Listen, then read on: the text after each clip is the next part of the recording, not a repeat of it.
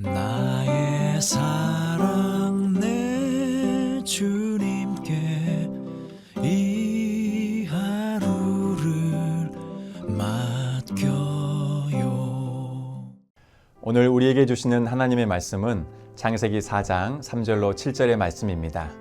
세월이 지난 후에 가인은 땅의 소산으로 제물을 삼아 여호와께 드렸고 아벨은 자기도 장의 첫 새끼와 그 기름으로 드렸더니 여호와께서 아벨과 그의 제물은 받으셨으나 가인과 그의 제물은 받지 아니하신지라. 가인이 몹시 분하여 안색이 변하니 여호와께서 가인에게 이르시되 내가 분하여 함은 어찌 됨이며 안색이 변함은 어찌 됨이냐. 내가 선을 행하면 어찌 낯을 들지 못하겠느냐. 선을 행하지 아니하면 죄가 문에 엎드려 있느니라.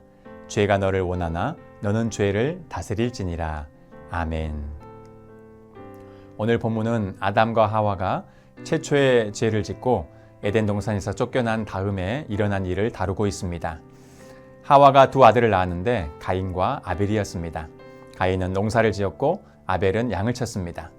세월이 지난 후에 가인은 땅의 소산으로 제물을 삼아 여호와께 드렸고 아벨은 양의 첫 새끼와 그 기름으로 여호와께 제물을 드렸습니다. 그런데 하나님께서 가인과 그의 제물은 받지 않으셨고 아벨과 그의 제물은 받으셨습니다. 그러자 가인이 몹시 분하여 안색이 변했다고 성경은 기록하고 있습니다. 그런데 문제는 가인이 단순히 분한 마음에 안색이 변한 것으로 끝나지 않고 결국 그 분을 참지 못하고 동생 아벨을 죽이고 말았습니다. 인류 최초의 살인을 저지르고 만 것입니다. 본문 7절에 죄가 너를 원하나 너는 죄를 다스릴지니라고 했습니다.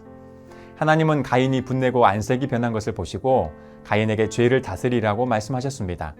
그러나 가인은 하나님께서 죄를 짓지 않을 기회를 주셨지만 그 기회를 차버리고 동생을 죽이는 살인죄를 짓고 말았습니다.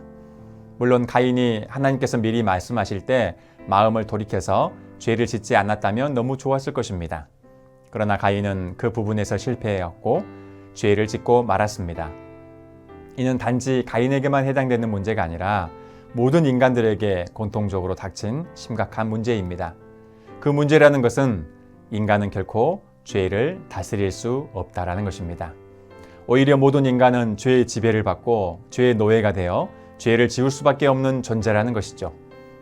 아담 이후로 가인을 포함해서 모든 인간은 죄의 권세 아래 살면서 죄의 종이 되어 죄를 범하며 살아왔습니다. 그러나 예수님이 이 땅에 오셔서 십자가에 달려 죽으시고 부활하심으로 말미암아 죄의 권세를 완전히 깨뜨리시고 무너뜨리셨습니다.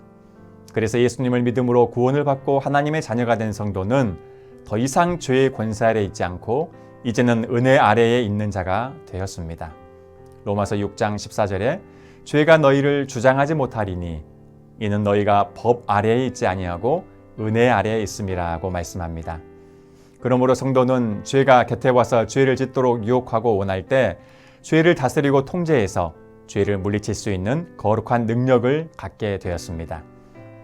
예수 믿고 구원받은 성도라고 해서 죄를 전혀 짓지 않는 것은 아닙니다. 왜냐하면 구원을 받았지만 여전히 죄성이 성도 안에 있기 때문입니다.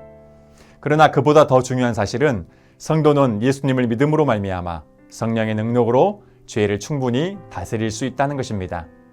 사랑하는 성도 여러분, 반복해서 짓는 죄 때문에 괴로우신 분이 계십니까? 가장 먼저 죄의 권세를 깨뜨리시고 무너뜨리신 예수님을 믿으시고 간절히 예수님을 의지하시기 바랍니다. 성령의 충만함을 간절히 간구하시기 바랍니다. 죄는 절대 내 의지로 끊을 수 없습니다.